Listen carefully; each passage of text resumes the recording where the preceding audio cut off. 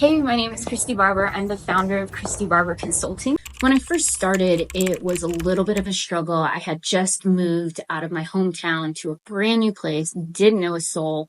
So I failed more times than I can probably count. I think it was a process of finally determining what I wanted to do. I mean, I used to start out with so many ideas as an entrepreneur of like, hey, I can do this. I'm good at this. Why don't I try this?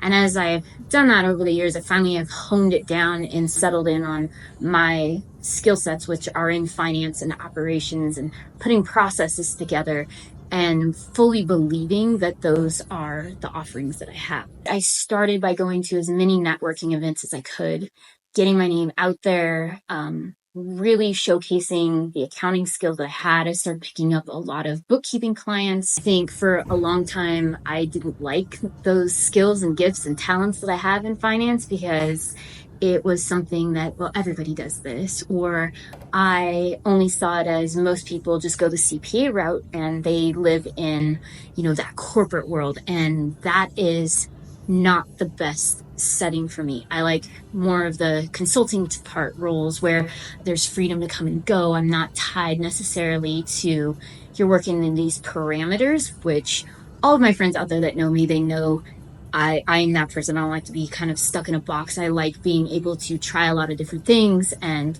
being able to get the client what they need in that amount of time. Worked really hard to get my name out there, my brand out there, and be able to showcase to people what I could do. Some of those I would take on as pro bono work, or even work that was a little bit under what the current market was, deciding there that then that was a good way to get clients in. It's good in the beginning, but if you continue to do that long term, the cash flow just isn't there. I experienced that a couple years into it. I eventually had to go out and find a supplementary job because my business wasn't growing fast enough at the rate that I needed it to be. I ran into some issues with cash flow because I wasn't pushing the business to the full capability that it was. Some of that was due to fear of, hey, I don't know how to do sales well. I've always been an accountant. I've always, just done things a very different way. And if I had known a little bit better how to do the sales side, I think that would have propelled the business at a faster route. And it's also a lot of mindset things that were in the way. How many times do you tell yourself as an entrepreneur, well, I don't know if I can do this, or maybe I have imposter syndrome, or whatever comes with it. That was something I struggled with for the first couple of years. We get to the issue with the cash flow problem, and I went and got a supplementary job on the side, just a little part-time job, about 10 hours a week. And that was able to cover all expenses I had and helped me get back to where I believed in myself more, that I can go out and I can make this company into what it needs to be. I was able then to collaborate with different people. I was meeting a better circle of influence also that had the connections that I needed. They're mentoring me. I'm reading books. I'm meeting a lot of people and doing lunches with them and just building up myself in a lot of it so that I can believe more in what I do. That has always been a struggle, and I think it will always be a struggle in some way, shape, or form, being a business owner, because you have parts of it where, yeah, I'm doing great, I'm hitting my goals, and then there's other times where, oh gosh, I missed my goal by this amount. What could I have done better? And there's a lot of that time where you're second guessing yourself. Am I doing what I really want to do? And at the end of the day, I know that I am. It's just figuring out more so what is my purpose in the skills and the offerings that I have to the world. Getting out of your head is a really hard part, and that has been a struggle for me. Like I mentioned, I have worked with a handful of different people. I've had friends keep me accountable of telling you that you can continually do all of these things, and that's been extremely helpful. I've read a handful of books over the years. A lot of them have just helped me see things from a different point of view.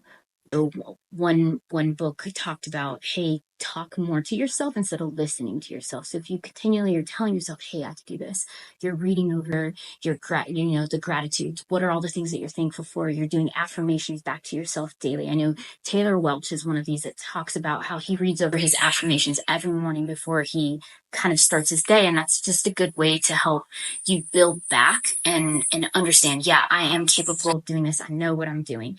And that was a huge part of me being able to get to where I am today. Not to say that it's easy, not to say that I have it perfect.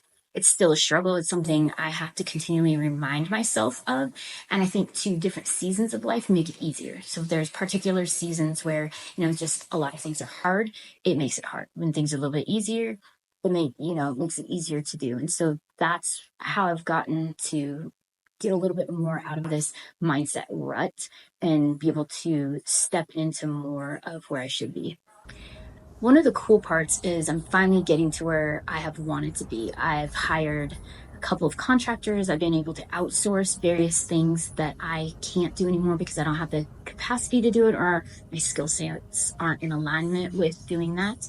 And so that's been helpful of, having people come in and that's their expertise. I've also been able to hit various milestones and financial goals in the business that I haven't been able to hit before. I wrote a book. I potentially will have a podcast coming out later this year. And it's finally that vision of what I've wanted it to be for the last 11, 12 years is coming to fruition. Hey, thanks so much for listening to the story of how my business got started. Hope you can subscribe to my YouTube channel. Check out my website. There's always updated blogs on there. We got lots of great content going to be rolling out over the next couple of months to help you in your business, either from a financial point of view or operational point of view. So yeah, thanks.